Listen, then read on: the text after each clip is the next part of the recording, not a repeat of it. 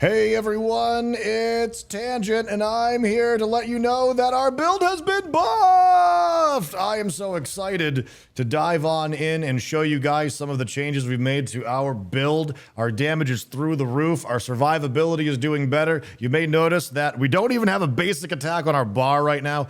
This scares me a little bit, but we've been working with having an unbreakable or unstoppable ability, and it's been helping out quite a bit. As I was saying before, patch notes are out, and we're going to go ahead and take a look at that right now and see how our build has improved just because of the patch notes alone. Take a look at that kick. Cooldown reduced from 17 to 13 seconds. That's absolutely massive. That's massive for keeping this build online. If you don't have all of the equipment that you need to have the cooldowns where you're at, kick is a very good tool for keeping your Leap Quakes going if you don't have the cooldown reduction to make them infinite like I have right now. That's a lot of seconds to shave off. And not only that, but the base damage of enemies knocked back into terrain increased from 54% to 70%. That's pretty big. For us, we do a lot of kicking in our build, as you guys are going to see over the course of the next few weeks especially.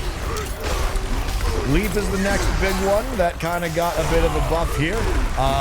Unfortunately, it wasn't damage, it wasn't cooldown, it wasn't anything like that. Mighty Leap Slow is increased from 50% to 70%. That's actually really, really good. But unfortunately, we're not even doing that right now. We get slow from other things. And honestly, I prefer the rage generation based upon what we've got going on for the rest of the build. So for some, that'll be a pretty big buff. For some, it won't be, depending on how you do it. Iron Skin. We haven't used Iron Skin yet, but as you'll see in today's video, I'm experimenting with an unstoppable skill finally on my hotbar. We got rid of Frenzy for Rallying Cry. Iron Skin just got a juicy buff. 10 to 20% of maximum life enhanced by the barrier? There's gotta be something there as well. Call of the Ancients. Prime Call of the Ancients bonus attack speed increases from 10% to 20%. This is probably one of the only reasons why I would use Call of the Ancients is for the attack speed percentages, and I'm gonna have to test this at some point too. The Ancient aspect, I've been asked a lot about this. Tangent, why don't you use the Ancient aspect where you get someone using Leap Quake, Whirlwind, or Upheaval? And the reason for that is there's a 5-second internal cooldown on that, so it actually is not nearly as good as you would like. Not only that, but I've seen the ancestors literally leap away from enemies to crush like a barrel or like a rat, something that's not even like a threat.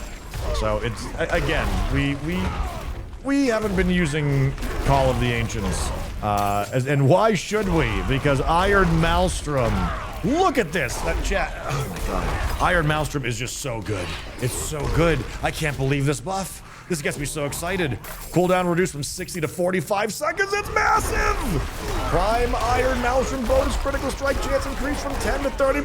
That's massive! Bonus critical strike damage increased from 20 to 40%. That's massive. Oh my god, that's just so good. Iron Maelstrom. It is our elite melter when it's off cooldown. It also is a huge area to add all of our on-hit effects that we could possibly need. It does so many things, and because of our ground stomp lowering the cooldown of ultimates, it makes it so that it's actually a lot more, just like more efficient all around. It comes off cooldown multiple times in a single fight. Absolutely awesome. Absolutely awesome. Getting down here to the legendary aspects, though, this is where we also get really excited. Volcathos, Earthquake, right there. That is, think of all the earthquakes that we drop in all of our fights, and how they all layer on top of each other, and how they completely stack, and all these extra damage, and it goes really well. So that's the bread and butter for our build and how it's been improved upon. And so now we're gonna get back to the game and show you how that stuff has come together for a nice little buff. All right, so now that we've had an opportunity to digest everything that we saw, we see that our build gets basically a cute, neat little buff across the board, and that's really awesome. So for today's changes in the build, we've added Rallying Cry with the Unstoppable ability tagged onto that at the sacrifice of a basic attack because our rage generation is just too high. So there's no real reason for us to do it. Additionally, at this point in time, our Berserking is at 100% uptime, and so you're going to be seeing some cool additional bonus damages damage reductions, and tankiness overall because of that. So let's go ahead and get this dungeon. Tier 37 is as high as we've gone before. And we're gonna... Ooh, I like how that starts already. Oh man, that's just a bad one. All right. Iron Maelstrom has a... oh, and right there, that's the thing that's so weird for me. It's like, I'm hearing that it's not uncommon for builds to have no basic attack in the end game. That is just so alien to me as a concept. So there's a couple of times where I'm left standing here without much to do, and I'm still kind of figuring out what we feel about that. Right now, we're actually experimenting with a couple of uniques, namely the Butcher's Cleaver. He appeared in a dungeon not too long ago, and he dropped his cleaver. And so the lucky hit here, which is 66% when we're using Leap, causes a pretty good fear and slow. So basically, oh god dang it. What we're trying to do is see if we can, you know, I don't want to invest too much in more tankiness for the higher levels. I kind of want to do more damage, but we also need survivability. So I'm thinking that stun and fear could maybe do that. So this is a little bit of a fear quake, I guess, is what this is.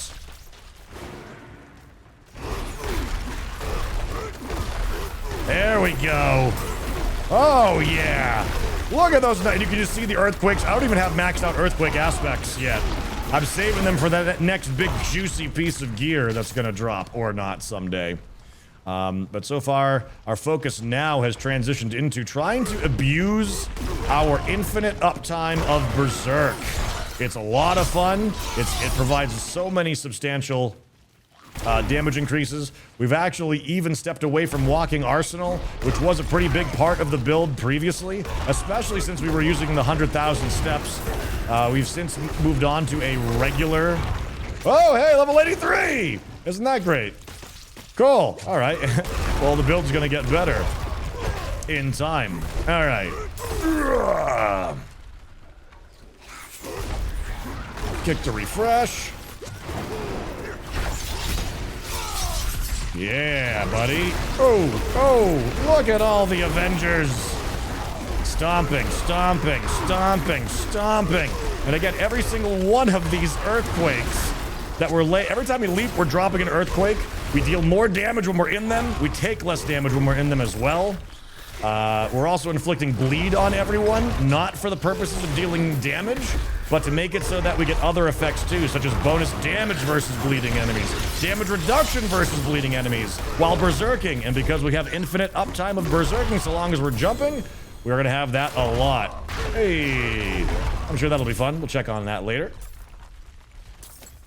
Oh, stepped on that. Sorry, adventurer, you're gonna stay down there. And again, I don't always loot everything because the amount of time that it takes me to sell stuff and scrutinize items, it just takes too long at this point. So I'm kind of just like at the point where if it's ancestral, I'll consider picking it up.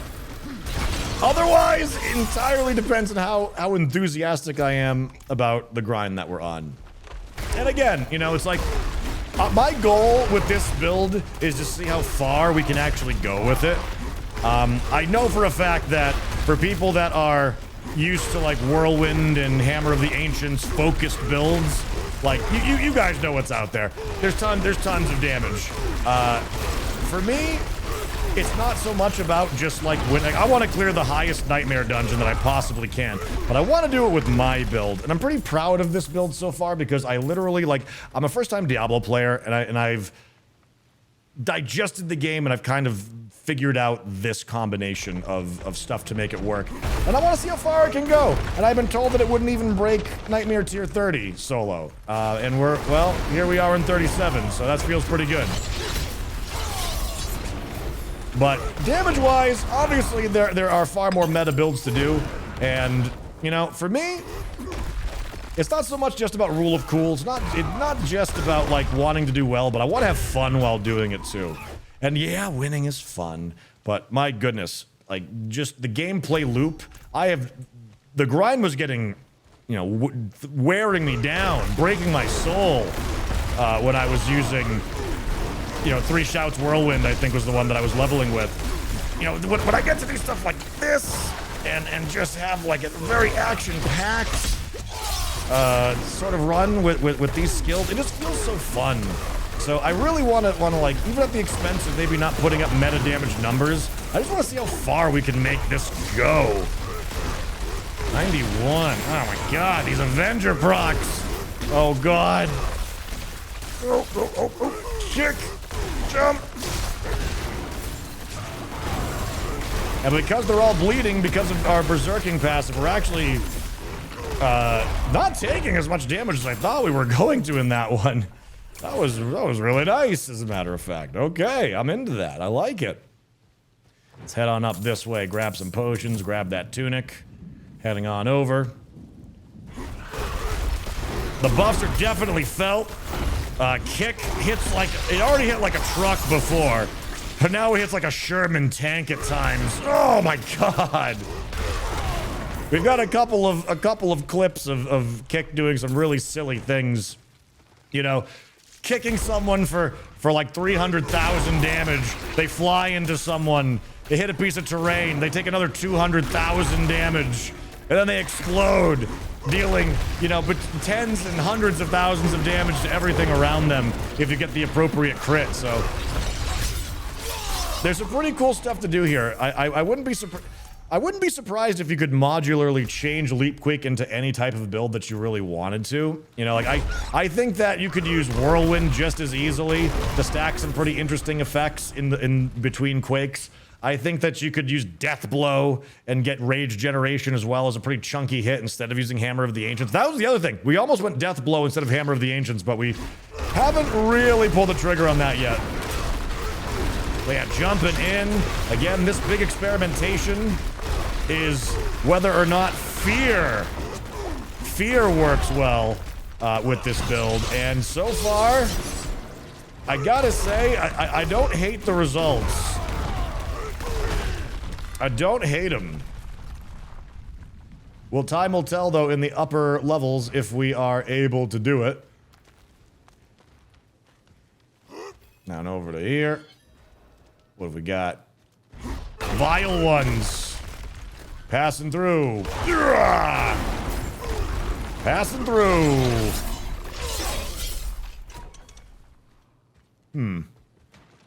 I was hoping they would let me through the wall. Not a perfect world, Chad. Doesn't always work. Sometimes you gotta walk around and use the door like a human being, not like some barn animal that goes through farm walls, apparently, by that description. You know what I mean. You know what I mean. Also, I come from like the live streaming world, so if I call the absent watchers, or you know, who's just here by yourself, I call you chatter. It's simply simply a live stream habit, and I apologize. We'll work on that. Speaking of live streams, I have decided that I am going to step, not away from Twitch, but Diablo's not really a game that my audience on Twitch is something that like they're all into. But I'm really into the game, so I'm gonna be diversifying my content a bit more. Oh god, this is this is the good stuff right here. Oh yeah, get those leaps everywhere. Yeah, kick you away, send you flying. Yeah. Oh god, yeah. Cooldowns galore.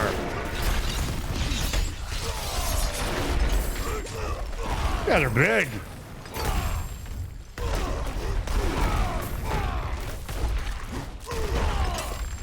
Beautiful. I don't remember what I was saying. I was talking about something. Oh yeah. While I stream on Twitch for like, you know, my daytime stream, and I've been doing that for 10 years. I'm finally gonna start doing some more YouTube content, and you know, which is why you're seeing some videos pop up for this. But I'm also gonna start actually doing cheeky evening streams Eastern time on YouTube. So if you're interested in seeing this build like play out, you know, live, I might even be on tonight. I don't know. We'll see. At the date of the posting of this video, we'll see how we're feeling about it.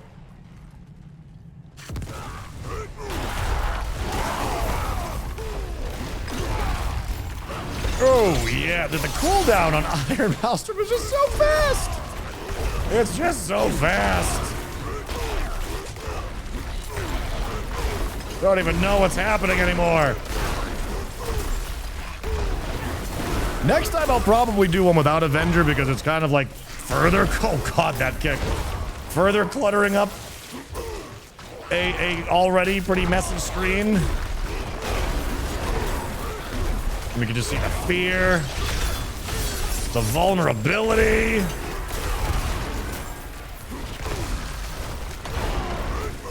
And when we mess up the combo, we got kick and leap to make it do better. Chase you away. Okay, now it's starting to get a little spicy. These big boys have got the Avenger trait going on right now, so I'm just gonna do my best to survive right here. Let's rip Iron Maelstrom. Good. Good. Kick. Body splash. Love it. Kick. Slam. Dude, this guy is huge. I love it. Oh, that was awesome. Whoo-wee. It's just so fun. I just love this build so much. I highly encourage anyone who's lucky enough to get the right affixes and roll the ranks of Leap on your items and get the cooldown reduction necessary to make it instant.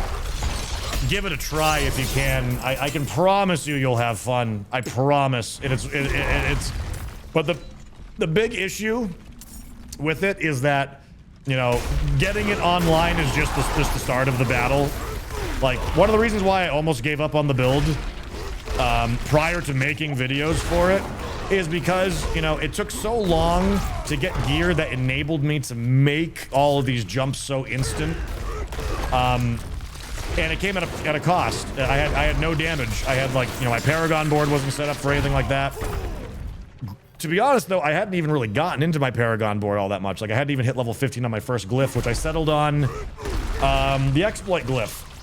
Basically, getting vulnerability damage into this build has been the big pop-off point. If there's only one stat that you can focus on, if there's only one that you can focus on, I would highly recommend that it would be vulnerability damage and crit, and making ways of turning vulnerable on. Because, like, right now, everything we hit makes vulnerable. Everything we hit makes you bleed. Everything we hit causes an earthquake, has a chance to stun, slow, fear. And not only that, but its damage reduction baked in too. Yeah!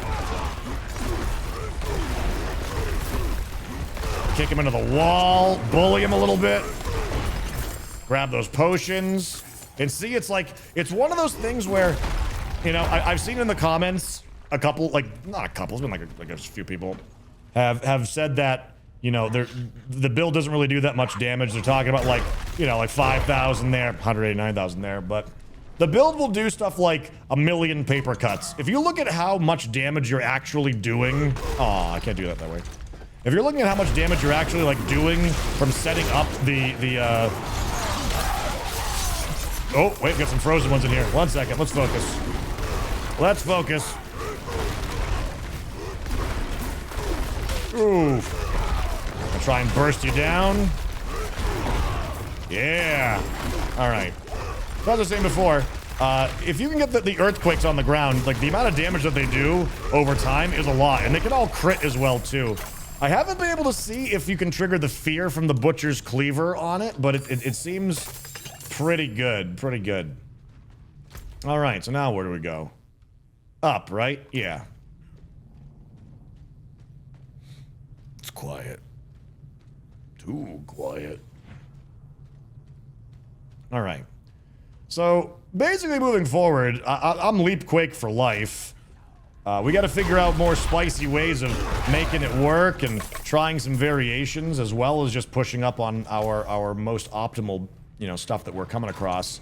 So make sure you guys check back for more videos if you're enjoying the way this is going. So, like, this is like Fear Quake, basically, that we got going. Oh, come on, you're gonna make me stop to throw you on the ground. I don't even wanna stop. I'll grab that. All these things, I don't even care. I'm leaving you behind. I'm going to go kill a boss or whatever's beyond this door right now. Spirit Collar of Squalls. Yeah. Gonna go ahead and do that. Drop it down.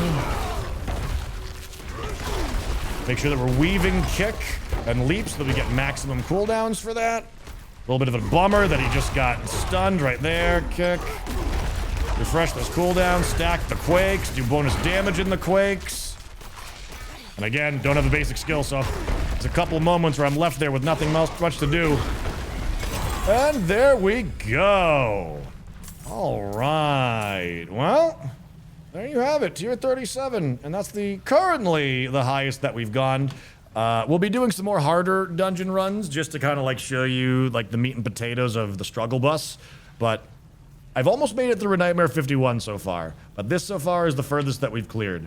And our next video, we'll be going into the 40s is the plan. So you're not going to want to miss that if you're liking that kind of stuff. Grab that. All right. So yeah, with that said, everybody, I hope you enjoyed our next video for this. I'm just giving you guys the announcements that, you know, expect some live streams coming up. Expect us to do some videos here and there and to be constantly working on and refining Leap Quake. So check on back. This journey is just getting started. Thanks for watching, everybody. And again, we've got a more formalized video for our build coming up at the end of the screen that you can check out. And I hope that you enjoy that.